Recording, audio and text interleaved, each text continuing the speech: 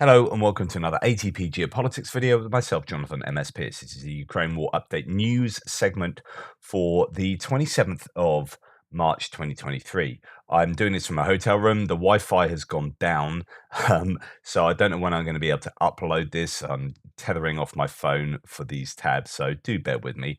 Anyway, let's go to our usual opening gambit, which is the Ukrainian figures for the Russian losses for the day before. All the usual caveats apply: inaccurate propaganda. The Russians don't provide the same sort of daily figures, but I think these are indicatively useful and somewhat accurate, to be honest. So there has been this is one of the lowest sets of figures for recent times, certainly in the last week or so. 610 liquidated personnel is still over the daily average for the whole war, but below where it's been over the last week. 0 tanks, 6 APCs. So we've had a huge number of both of these forms of mechanized equipment, really high numbers for these over the last few days, certainly the last week or so. Today, very low, comparatively speaking. 7 artillery systems is significant. 1 MLRS, useful, but lower than we have had. 7 vehicles and fuel tanks and 3 pieces of special equipment. Things like electronic warfare jammers, radar systems, and so on and so forth. That has been fairly significant. 3 doesn't sound like a huge amount, but when you've had sort of 2, 3 every single day, that will degrade the Russian capabilities for doing things like electronic warfare, for providing radar coverage. Now, why might it be lower? Well, yesterday apparently there were 60 attacks over the past day. Ukrainian forces have repelled along the whole front line. Now, 60 is not very much. So, in fact, it just really looks like the Russians are, again, saying the same thing. They are culminating. They are not able to, maintain that momentum. The initiative seems to be draining away. It is still really fierce in Bakhmut and Avdiivka, but other than that, we don't see an awful lot of activity. To feed into those kind of figures, let's have a look at this. The General Staff yesterday said that about 100 bodies of dead Russians were delivered to a local morgue in Troitska, so that's up in the northern areas of Luhansk Oblast. In addition, 140 seriously wounded Russian soldiers arrived there for treatment, so there are still significant losses. Talking about electronic warfare, this is video footage we have of a Russian R330ZH Zhetel jamming and radio reconnaissance station. It was destroyed by Ukrainian M982 Excalibur high precision artillery strike. The reason why I'm showing you this is because this is from camera footage from aboard a new Shark drone. These are drones that Ukrainians are manufacturing indigenously, so that you're starting to see that them being used already to effect. This will go back to one of the pieces of special equipment that is listed on those daily figures.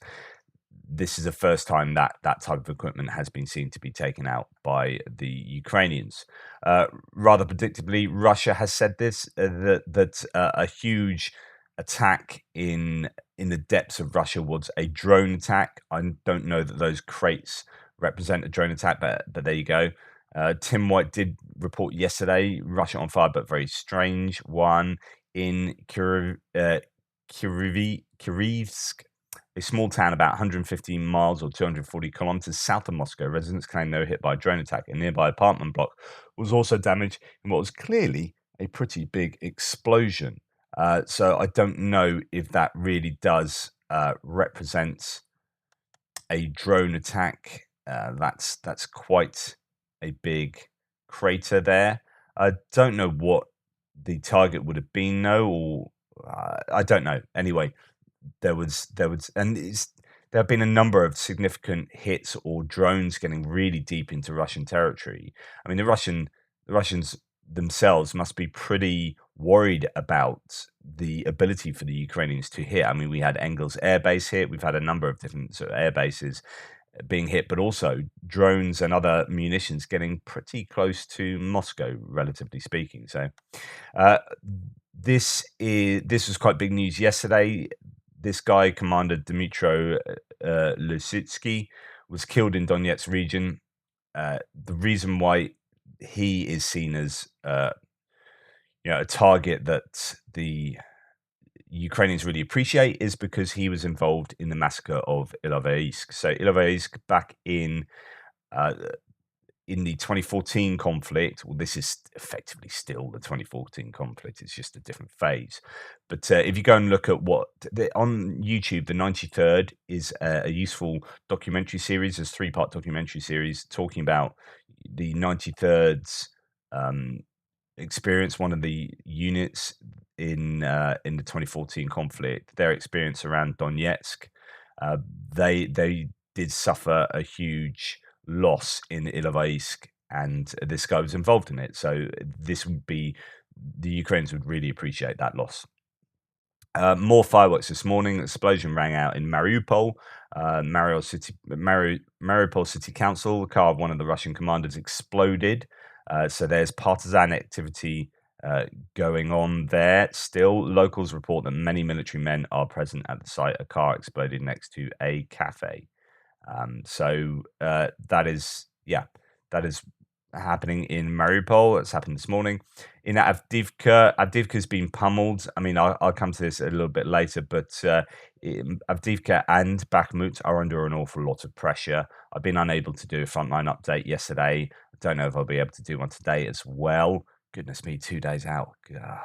But yeah, those two places, Avdiivka and Bakhmut, certainly under a lot of pressure. According to preliminary data, in temporarily occupied Melitopol, so that was, I flipped back to the Russians putting pressure on. Now I'm going back to Ukrainians. Melitopol, someone decided to smoke in the area of the building used as barracks of the Russian armed forces. Now, this is to say that a school that's being used as a barracks, and there's quite a lot of evidence to suggest it has been used as barracks, has been taken out by the Ukrainians. Several explosions were noted. As a result of a strike on the city, a building near a former technical school now used as a military barracks was mostly destroyed. Russian military is seen swarming around the site. So that's quite a big hit in Melitopol. As also, I'm hearing at the moment possibly a hit in Tokmak, which is to the northeast of Melitopol. According to Rumin, so that's rumor intelligence. You have to take this definitely, if you're going to take anything with a pinch of salt, take rumor intelligence with a pinch of salt. The Ukrainians have lost surface-to-air missile capabilities in the Avdiivka area. This does make some sense, and it has allowed the Russians to use attack aircraft on medium to high altitude in the area, out of range from manpads. So manpads are your shoulder-held rocket launchers that fire or guided missiles at aircraft, but usually need to be within a 5-kilometer range. This might explain why the Russian forces have had success around Avdiivka. It's very likely the Russian forces will continue to reinforce their successes in Avdiivka, and it might even be a good excuse for not taking Bakhmut. Remember these words: Bakhmut was just a feint. What a big, long, expensive feint that would be. But yeah, there are some saying that Avdiivka, the deep battle doctrine of the Soviet forces, when they're doing offensives like this, if this is indeed what they're doing, is attack everywhere, seek a weakness, and then exploit the weakness. So although they're attacking Bakhmut and they're attacking supposedly all up and down the front line, although it seems to have really dulled down, Avdiivka appeared to suddenly flare up as a bit of a weakness, and it could be that they're piling in their offensive capacity to Avdiivka to try and exploit that weakness.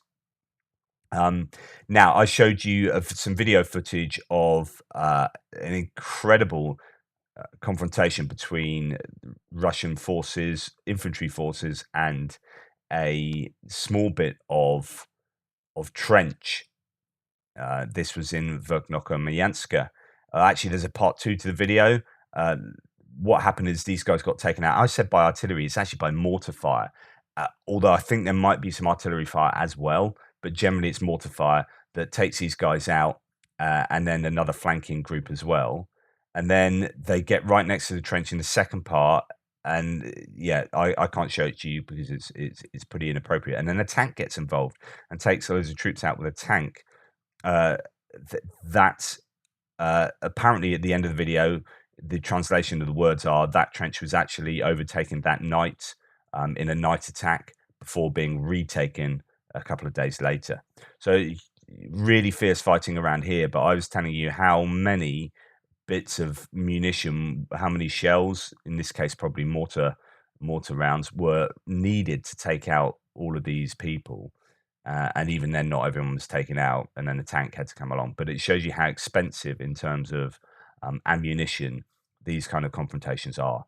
But yeah, the second part to that is that you can check it out on Defmon. It's just really interesting to watch those kind of things. I mean, it's horrible. People are dying, and we must remember it's just these are human beings, and all their lives, and you know everything that is them up to that point in time, then extinguished. So there is that to remember. But it's also really interesting to see the tactics, the lack of support for these guys as they're attacking. There's no combined arms maneuvers. These are just a bunch of infantry being sent at a trench. There's no artillery of their own, nothing. And to defend, the Ukrainians are bringing into play at least mortar and tank, but also possibly artillery as well. So yeah, very interesting comparison of how they go about doing their warfare. And then back into Russia, Perm powder plant. I don't know, that's supposed to be power plant actually. A fire broke out in the electrical control room in the site's administrative building. It's not the first time they've had a fire at this plant. No one was injured, but again, Russia on fire. They seem to have these fires breaking out 10 a penny at the moment. Okay, let's move on to that's the kind of hits and losses. Let's move on to kind of militarily strategic news. There appears to be, it's the first time I've seen tanks, mechanized equipment of this significance operating in Bakhmut. So there is footage of Ukrainian tanks, I think T-80s or AT-80 at least, operating in Bakhmut. Bakhmut is not looking great. Footage of Bakhmut showing that it's just gradually getting more and more flattened and looking more and more like Mariinka. So that's desperately sad.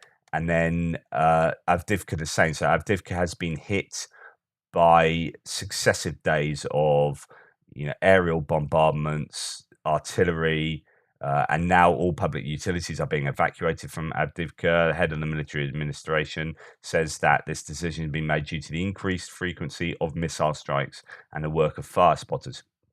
There's also a claim that there are collaborators operating around Avdiivka that are spotting Russian, I don't know whether it's close air support or artillery for hitting places in Avdiivka. So there's that claim that is going around at the moment. Talking about the war as a whole, according to the Institute for the Study of War, Putin is not ready for negotiations, but still seeks a complete victory. Russian President Putin still wants to achieve his initial aims in Ukraine through military force, despite growing Western sentiments to seek a settlement, the ISW has said. The ISW says that only a series of Ukrainian victories may persuade Putin to negotiate on terms other than the achievement of his total territorial ambitions in Ukraine. Quote, there is reason to expect that Ukrainian forces can, in fact, make gains through counteroffensives. Obviously, we're just about to start. Well, I say just about to. Over the next couple of months, you'll see the Ukrainians ramp up their preparations and then execute a counteroffensive or possibly two. This is in the Sun, so not 100% sure about this. It's a tabloid newspaper in the UK, but apparently there's a leaked document showing that Putin planned total cleansing of Ukraine with house-to-house terror and victims dragged off to camps, says a leaked document. So this has come apparently from emails from Russia's FSB that were leaked to human rights activists within Russia, and that's been translated, and the Sun has got hold of them.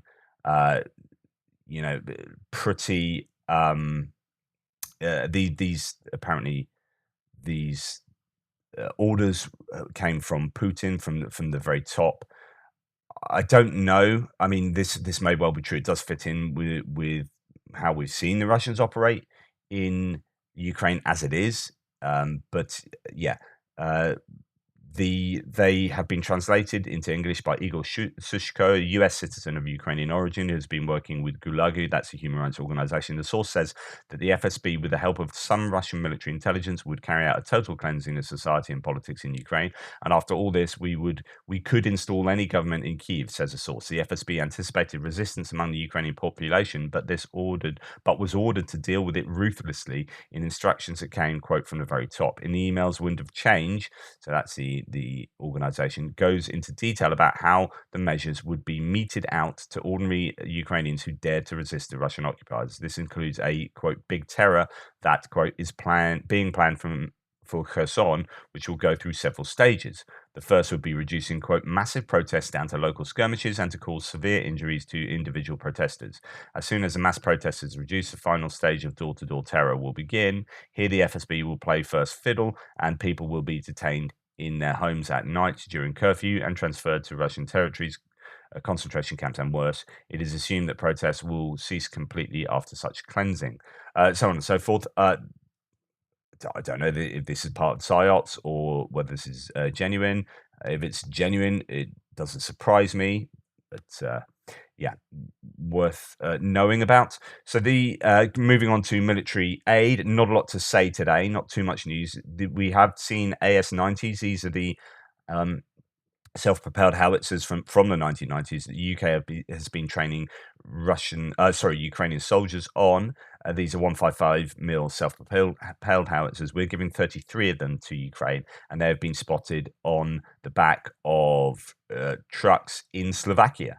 So I don't know what route they've taken, but they're in Slovakia at the moment on the way, or at least they were yesterday, on the way to Ukraine, probably there already. That's going to be very useful for the Ukrainians, of course. It's not so much the howitzers they need the ammunition. But yeah, they finished their training on those. They've also finished their training, the Ukrainians, tank crews in this case, on the Challenger 2 tanks in the UK. Now, we are giving, 14 Challenger 2s? And then Ukrainians announced that they're going to get a further 14 from the UK. And then so we added that to the numbers, and then the UK didn't say anything about this, and there's no news about that. So then they're kind of taken off. As far as I understand it, a further 14 will be given to Ukraine. It's just pretty secret. The UK tankers, I was hoping to get some interviews with a tanker myself, but they've been told not to speak to the press at all. Not that I'm the press, but yeah, there is essentially operational security within the UK military. But as far as I understand it, you'll see unsurprisingly further challenges go to Ukraine as well. And talking about the Russians, here we have T-62 MVs that have been recently spotted on a train somewhere in Russia. I'm always reticent about sharing this sort of footage. Again, I was with the T-55s and T-54s because I'm never quite sure, A, how old the footage is, and B, whether they're definitely going to the front line or being used. So, for example, the T-54s and 55s were possibly being sent to a dismantling yard to be taken apart rather than being sent to the front line. Just not sure, but it does appear that these are upgraded T-62s, possibly coming from the 103rd Armoured Tank Repair Plant, which is the one that's been tasked with doing a load of upgrades and whatnot. The kind of naysayers are saying here that they are being basically just upgraded with ERA armor. As you can see on the turrets there, quite a bit of ERA, possibly some old optics. So I don't know that the upgrade is particularly, one needs to be particularly worried. However, these are still vehicles that can do damage. You still need to hit them before they hit you. So it's easy to take the mickey out of these older tanks, but they still have a place on the battlefield, and you should still be wary of them. But when they come up against more modern tanks of the Ukrainians that they're being given, they shouldn't last too long because it's whoever gets to spot first. And with the modern Leopards, Challengers, and so on, if they get the first shot off, they will win because as well as having better optics and longer ranges, they also have precision fire control system. So they should, one shot should do it type thing. Okay, going on to geopolitics, the European Union is ready to prepare a new package of sanctions and impose restrictions if Belarus continues to pave the way for deployment of tactical nuclear weapons of the armed forces, the Russian armed forces. Now, lots of talk about the nuclear warheads, tactical nuclear warheads being placed in Belarus, and that is a real worry, has been for a lot of people, and there have been reactions to that over the last 24 hours. And finally, it's worth mentioning that, goodness me, Israel's in the news big time. Benjamin Netanyahu, the right-wing president, prime minister, sorry, announced that they were going to overhaul the judiciary. That caused, he sacked his defense minister who opposed the plans, and then loads of other people sort of resigned. There were huge protests almost straight away within 2 hours, like massive street protests. Tel Aviv, you had police joining some of the protests as well. All sorts of stuff going on, and it looks like, one might say it's a typical sort of. Okay, so there are some accusations, for example, here that it's the far right ruling party that are trying to overhaul the judiciary in their favor. That the judiciary are too left wing type things. Really classic. You often see this. You saw this with Viktor Orban. We've seen this with Putin. Changing the judiciary means that you control the legal machinations, legal institutions, and it's a very common route to take. But this also might have to do with the fact that Netanyahu is being done for corruption, and so if he changes the judiciary himself, then he gets to control the outcome of his own legal travails. But yeah, so that's important. Because why is it relevant, necessary to Ukraine? Well, Iran and Israel are at loggerheads, and Iran are producing drones for Russia, so on and so forth. So this might have knock-on effects. It might have they might be somewhat distracted, the Israelis at the moment, and likewise the Americans could well be distracted because of what's been happening in Syria with regard to Iranians hitting a US base, a contractor being killed, others being wounded. US then hit back with some precision strikes, and the Iranians hit back again. So goodness me, there could be some really interesting ramifications of what's going on there. We'll have to wait and see. Anyway, that's today's news. I hope that's of use. I'll try and get this out at some point. It will arrive in the information space at some point today, I hope. But thank you for watching. Please like, subscribe, and share. Thanks for supporting the channel so much, and I'll hopefully get out some further videos later today, maybe tonight. But I will be traveling back from Blackburn. Anyway, take care. Speak soon.